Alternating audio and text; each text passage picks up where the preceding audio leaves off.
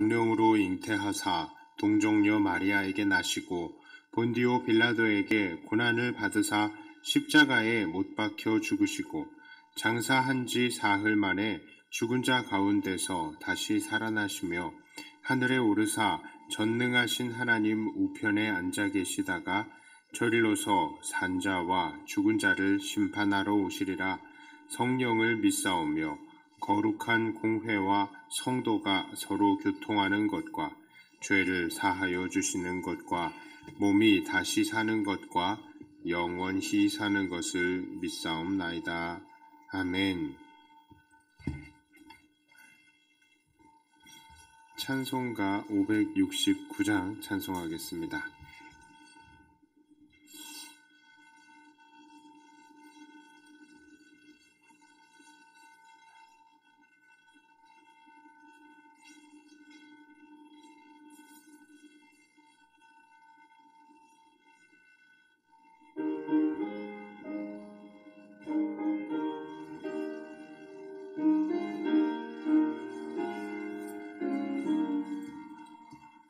선한 목자 되신 우리 주 항상 인도하시고 푸른 풀밭 좋은 곳에서 우리 먹여주소서. 선한 목자 구세주여 항상 인도하소서. 선한 목자 구세주여 항상 인도하소서. 양의 문이 되신 예수여 우리 영접하시고 길을 잃은 양의 무리를 항상 인도하소서. 선한 목자 구세주여 기도 들어주소서. 선한 목자 구세주여 기도 들어주소서. 힘이 많고 약한 우리를 용납하여 주시고 주의 넓고 크신 은혜로 자유 얻게 하셨네.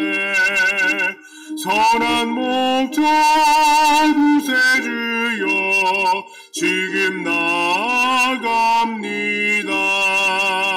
선한 목자 구세주여 지금 나아갑니다. 일찍 주의 뜻을 따라서 살아가게 하시고 주의 크신 사랑 베푸사 따라가게 하소서. 선한 목자 구세주여 항상 인도하소서. 선한 목자 구세주여 항상 인도하소서.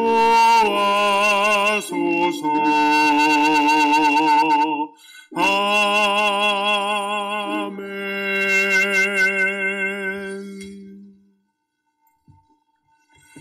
하나님 말씀은 에스겔 24장 1절부터 14절까지의 말씀입니다.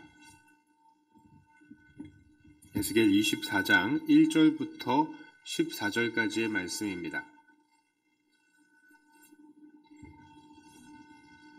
이 말씀을 제가 봉독해 올립니다. 아홉째 해 열째 달 열째 날에 여호와의 말씀이 내게 임하여 이르시되 인자야 너는 날짜 곧 오늘의 이름을 기록하라. 바벨론 왕이 오늘 예루살렘에 가까이 왔느니라. 너는 이 반역하는 족속에게 비유를 베풀어 이르기를 주 여호와께서 이같이 말씀하시기를 가마 하나를 걸라.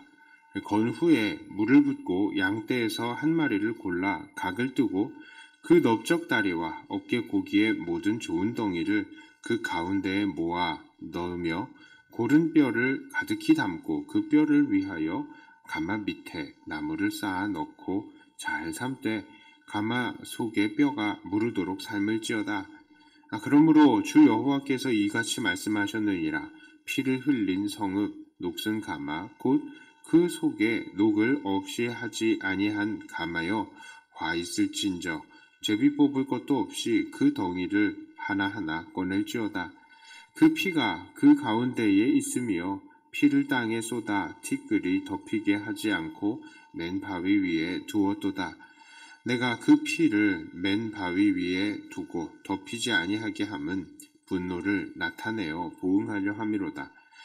그러므로 주 여호와께서 이같이 말씀하셨느니라. 화 있을진저 피를 흘린 성읍이여 내가 또 나무 무더기를 크게 하리라.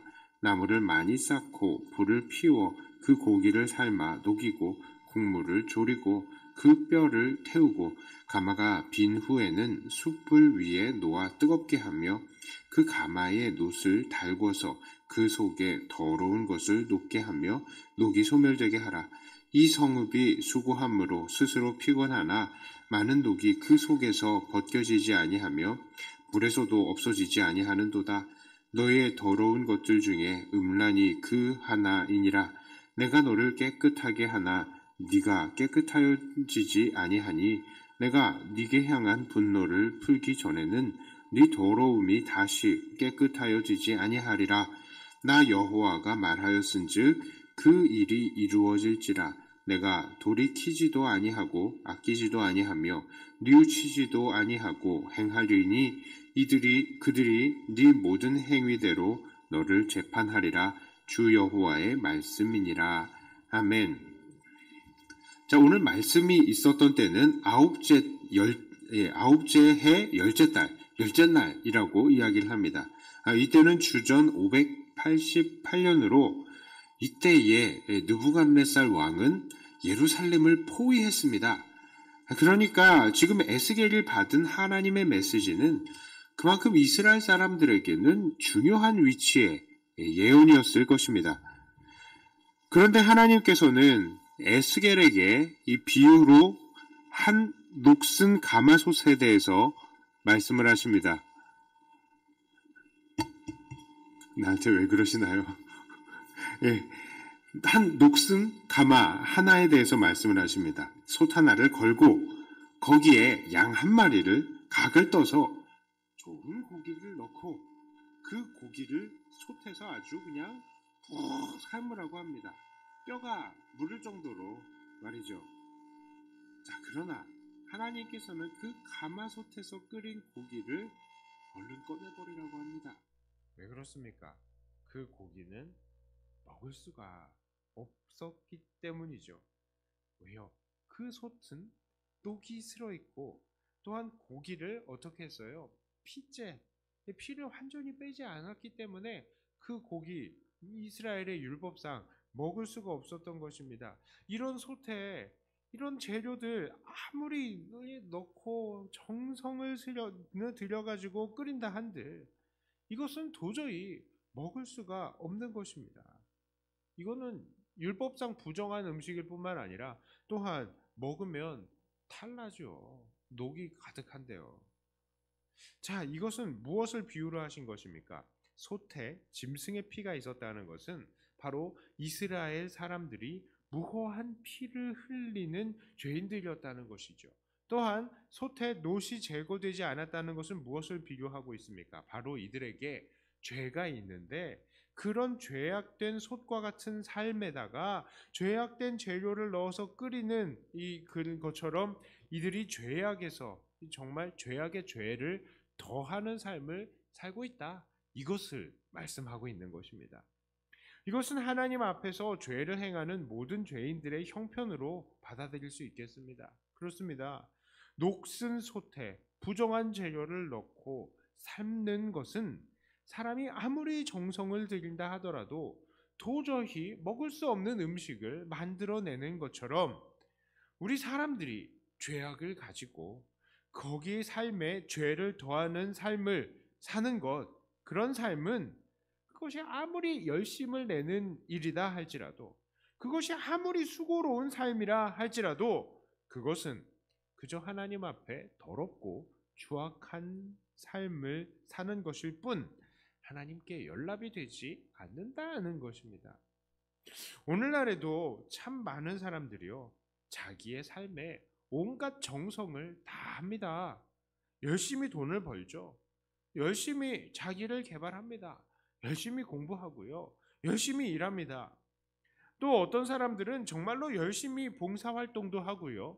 온갖 착한 일들을 다 합니다. 이런 것들 좋은 것이죠. 열심을 하는 것, 열심을 내고 최선을 다하는 것 좋은 것입니다. 자기의 삶에 성실하게 임하고요. 다른 사람들을 돕는 것, 이거 누가 뭐라고 할 수 있겠습니까? 이런 것들은 자기의 삶을 윤택하게 만들 뿐만 아니라 타인마저도 풍요롭게 만들어주는 것이죠. 이렇게 열심히 살면 좋은 결과들이 있는 게 당연하죠. 하지만 그런 삶이 아무리 건강해 보이고 좋아 보이면 뭘 하겠습니까? 모든 사람들은 그저 녹슨 솥과 같은 죄인들인데 말입니다. 그들이 아무리 자기의 삶에 정성을 들인다 하더라도요, 그 삶은 하나님께 연합이 될 수 없는 것입니다. 녹슨 삶에 죄악된 재료를 넣어서 아무리 푹푹 끓이고 정성을 다하고 다 한들 이거는 먹을 수가 없는 거예요. 또 어떤 사람들은 자기들의 더러운 솥 안에 넣은 재료들마저 이 부정한 것을 집어넣는 것처럼 그렇게 사는 사람들도 있잖아요. 온갖 악독과 욕심, 음란과 시기 등등 정말 욕심으로 가득한 삶을 사는 사람들도 많이 있습니다. 안 그래도 더러워서 하나님께 연락되지 못하는 삶인데 이런 삶은 오죽하겠습니까? 하나님께서 더 기뻐하시지 않으시는 것입니다. 하나님께서는 이렇게 먹을 수 없는 부정한 음식을 만들어내는 녹슨 솥을 오늘 본문을 보니까 심판하시겠다 하십니다. 오늘 본문에서 하나님께서 녹슨 솥을 어떻게 취급하신다 합니까? 10절과 11절에 이렇게 말씀하세요.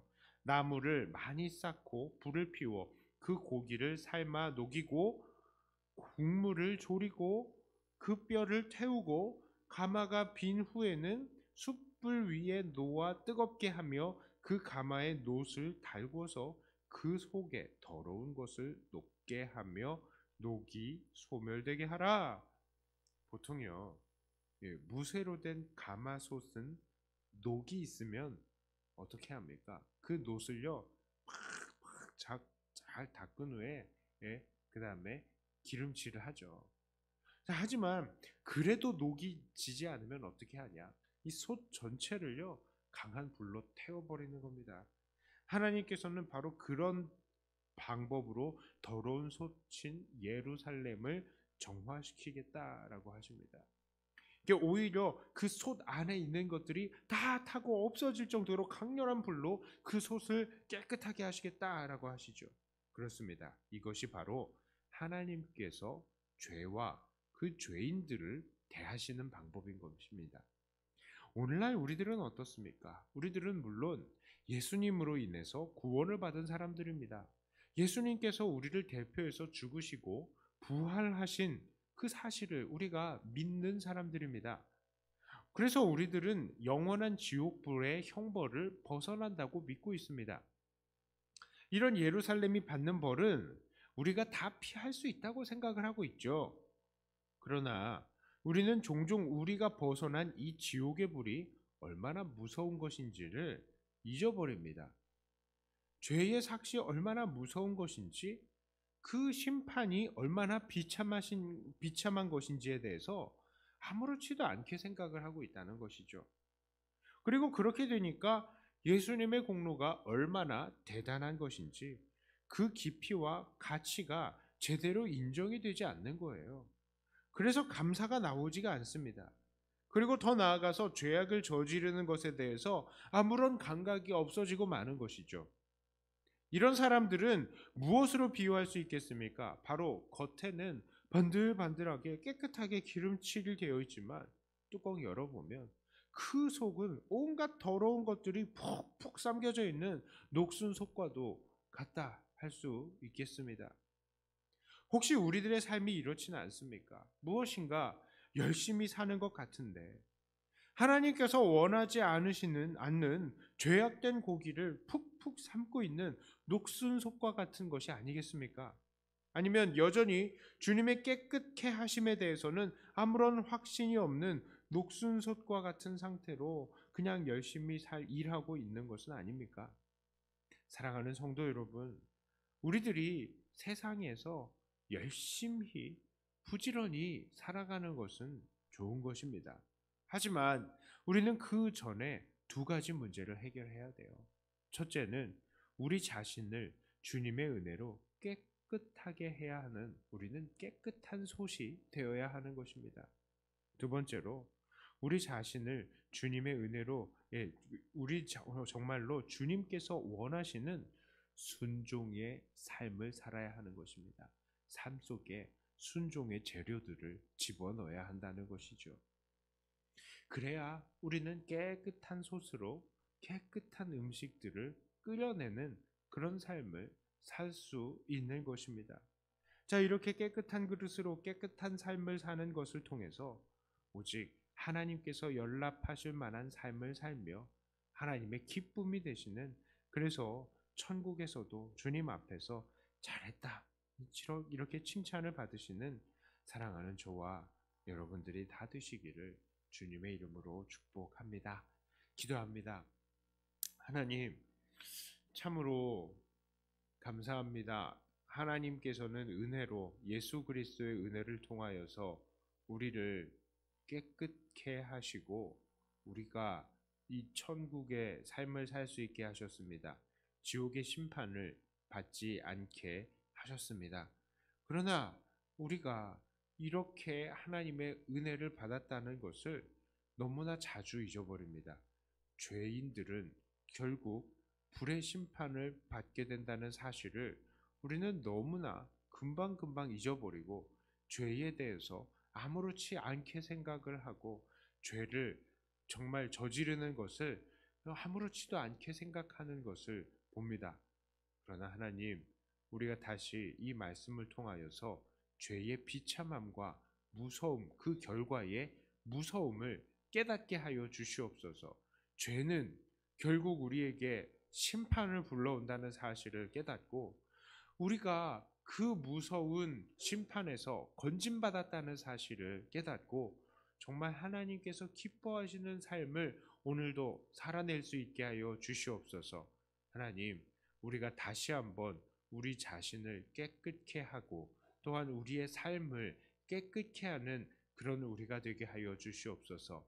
우리는 깨끗한 솥 그리고 깨끗한 재료를 넣어서 정성을 다하여서 끓이는 그런 삶을 우리는 살게 하여 주시옵소서. 이미 예수님으로 인하여서 우리가 깨끗하여진 것이 사실이라면 그것도 우리는 누릴 수 있는 자들이 되게 하여 주시고 매일 하나님 앞에 순종의 삶, 거룩한 삶으로 주님의 기쁨이 되는 우리가 되게 하여 주시옵소서. 늘 죄와 싸워나가며 주님께 영광을 돌리는 우리가 되기를 원하며 우리 주 예수님 이름으로 간절히 기도드리옵나이다. 아멘. 하늘에 계신 우리 아버지여, 이름이 거룩히 여김을 받으시오며 나라의 임하옵시며 뜻이 하늘에서 이룬 것 같이 땅에서도 이루어지이다. 오늘날 우리에게 일용할 양식을 주옵시고 우리가 우리에게 죄 지은 자를 사하여 준 것 같이 우리 죄를 사하여 주옵시고 우리를 시험에 들게 하지 마옵시고 다만 악에서 구하옵소서. 대개 나라와 권세와 영광이 아버지께 영원히 있사옵나이다. 아멘. 받은 말씀 가지고 또 교회를 위해서 기도하시고 각자 가지고 나오신 기도 제목으로 기도하시다가 돌아가겠습니다.